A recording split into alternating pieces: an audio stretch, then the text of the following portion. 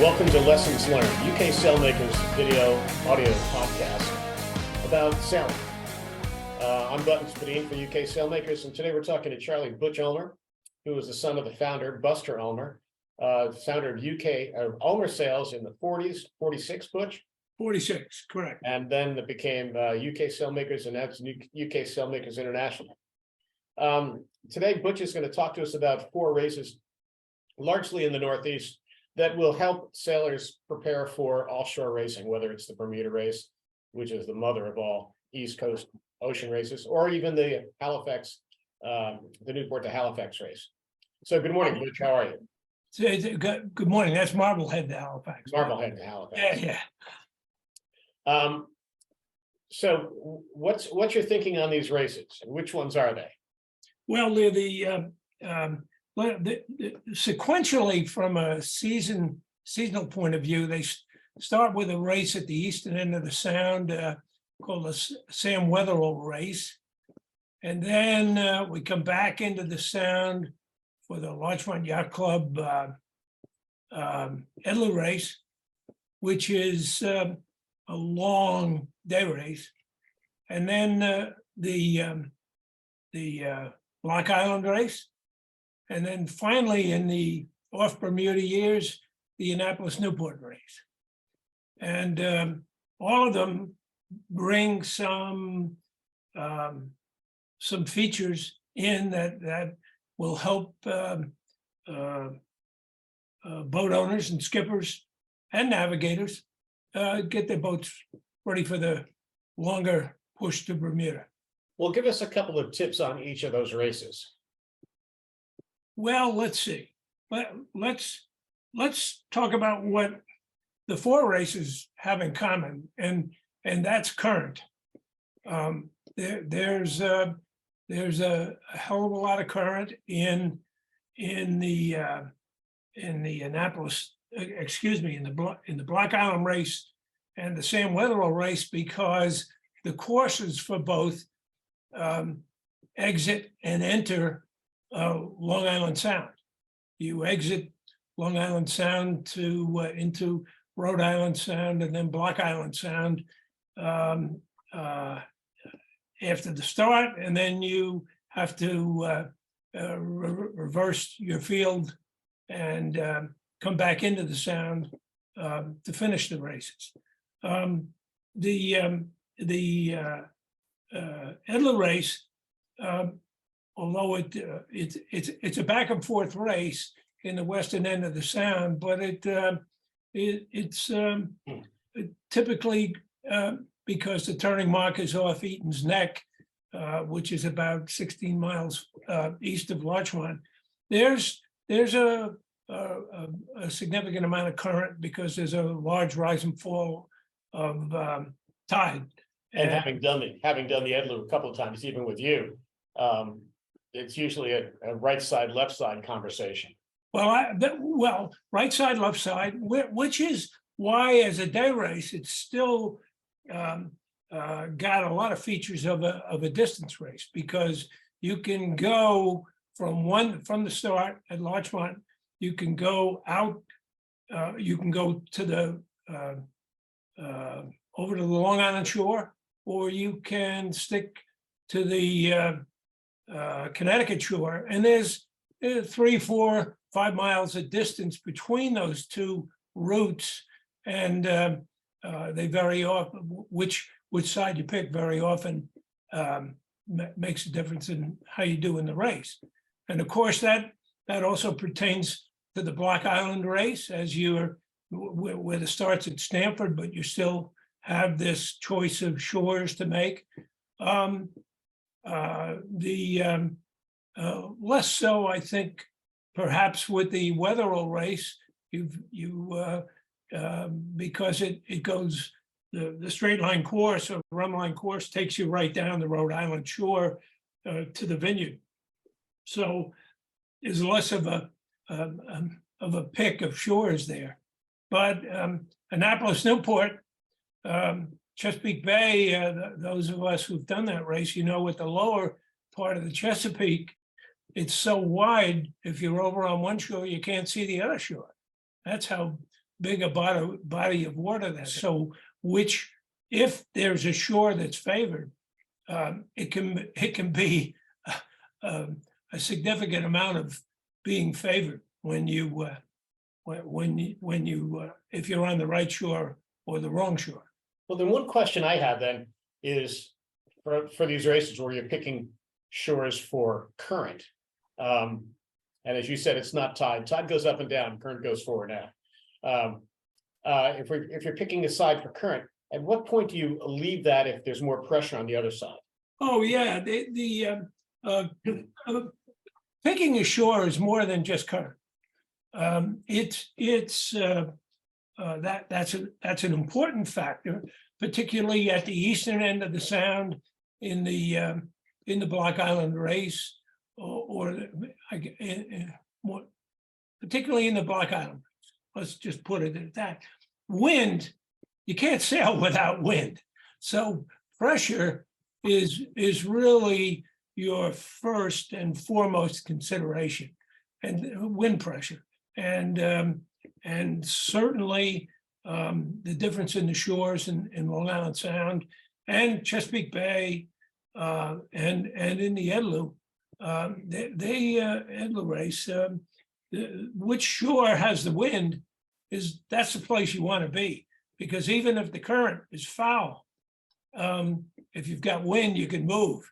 You don't have wind, right? Exactly. You're in trouble. What are some of the more memorable highlights of the Block Island race that you can share? Because I know you've done a pile of them over the years. I have. Well, let's go back to the early days of the Block Island, or early days as far as I was concerned, anyway, which goes back into the 50s. You used to be able to round Block Island in either direction, number one. Number two, there seemed to be more in those days exposure to what we all call Block Island sunshine, which is a fog that you made it difficult sometimes to see the bow of the boat. And the third thing was, of course, navigation wise, there was the only electronic navigation you had was a radio direction finder, and of course a fathometer. So you had to find your way sometimes out of the sound, around Block Island, and then back into the sound without really seeing any landmarks. So you couldn't get a line of position using a hand-bearing compass or anything like that. You just had to use the RDF, and the quality of the line of position with RDF was not all that good. I bet you there are a number of people listening that are used to navigating on their cell phone that have no idea what an RDF was. Give us a brief description of it. Well, an RDF was simply the major lighthouses, in this case, Southeast Light at Block Island, Montauk, Race Rock, Point Judith, to name a few, all had a broadcast a signal, and it was usually just a Morse code signal at a certain frequency, and you would tune in that frequency. The frequency was on the paper charts, and you would tune in that frequency to your radio direction finder, and it had a movable arm like this. Yes, right? On top of it, and you would line the radio direction finder up usually on the top of the house, the boat, so that it was aligned with the direction the boat was going in, and you would listen to this signal, and when you got the strongest part of the signal, when you thought you could hear the signal the best, you got a relative bearing relative to the course of the boat, and then you would get the helmsman to give you tell you what the compass course he was steering at that time was, and you could get a magnetic bearing to the to that radio signal. And you'd want to get two or three or Yeah, more. yeah, and well, yes, I mean, picture, if you will, the boat moving around a little bit. If you had some seaway and stuff like that, it was you typically would get 3 or 4 bearings and then average them out. So you got a reasonable line of position. And it was all down on the paper chart with your parallel rules. So Correct. And then you'd try to find another station whose signal intersected the first signal at a close to a right angle or something like that. So you'd get a good fix. So navigation and I guess weather forecasting back in the 50s was less robust than it is now. Absolutely. So recent Block Island races, or that you're aware of, how has the weathers and the forecasting changed those results? Well, I think the forecasting is a lot better. To go back to when the era that we were just talking about, what we used to use for weather was primarily you could if you had the right radio receiver, you could listen to the forecasts or the conditions that were currently taking place at the various airports along coastal Connecticut, coastal Rhode Island, and Long Island, and you could get a good idea of what the weather was at that time, and then a very good idea of what the aerial the forecasts for the aviators tended to be more accurate, because it had to be. So if you got a forecast that it was, here's what's going to happen, there was a much better chance of it happening than listening to WOR. So you would triangulate with the RDF for your position, and you would almost triangulate with the radio signals or the broadcasts from the airports for what the forecast is going to be. Yeah, well, yeah, it wasn't so much triangulating, but you could have done that. It was more a matter of getting aviation forecasting, taking advantage of aviation forecasting, which tended to be a little more accurate, Right. both in terms of what was going to happen and when it was going to happen. Right.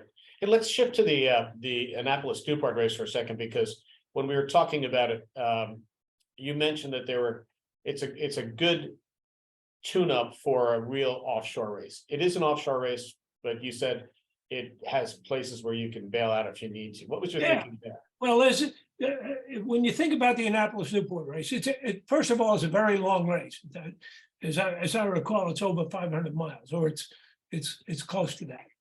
And so you're in terms of preparation of food, other water, other logistical items, you've got to carry almost as much stuff as you do in the Bermuda race. And because it is an ocean race, the organizing authority, which as I recall was the Annapolis Newport Race and New York Yacht Club used to be involved, they required all the safety equipment, et cetera, that the Bermuda race required. So first of all, in terms of preparing for the race, it was a great warm-up, because everything you needed for the Bermuda race, you needed for the Annapolis Newport race. Now, the next part of it is that I have always thought that was a great warm up for crew for the Bermuda race, because I've lived through this. The phenomenon of being outside of land has a different effect on different people the first time they experience it. And the one thing about the Annapolis Newport race is, if things really get rough, which you can do if you have a northeasterly out in the ocean, and some of your crew aren't doing well with the conditions, there are a lot of bailouts.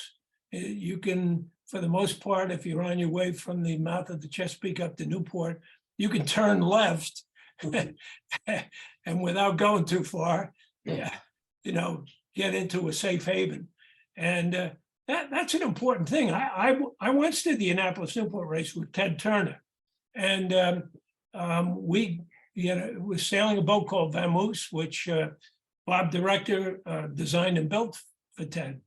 And when we got out of the Chesapeake, we had a strong northeasterly kick up, and it was extreme. I'm talking about 30 to 40 knots of true wind, and it was pretty damn uncomfortable. And as we got up near the mouth of Delaware Bay, one of the crew fell down below, and he injured himself pretty badly. He was as I recall, he was a ship's pilot from Charleston who Ted had known for many years, and at any rate, he was hurt.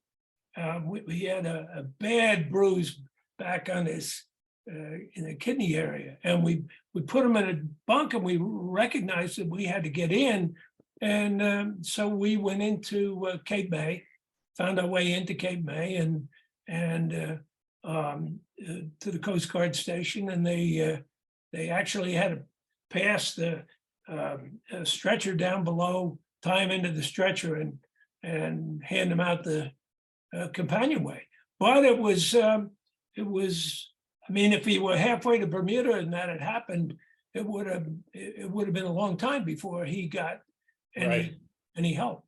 So that's a good thing about the Annapolis Newport race. If something like that happens, or you have a significant rigging failure or sail failure or whatever, you can get the heck out of the race. You can go left. Yeah. Well, listen, Butch, thank you. There is an article on the UK Sailmakers website, and we'll put the URL for it down below here, where you can actually read an article that Butch wrote on these 4 races, with charts of each that you've also seen in the video version of this podcast, and his tips on each of the 4 races that we're talking about here. Butch, thank you very much. Thank you very much.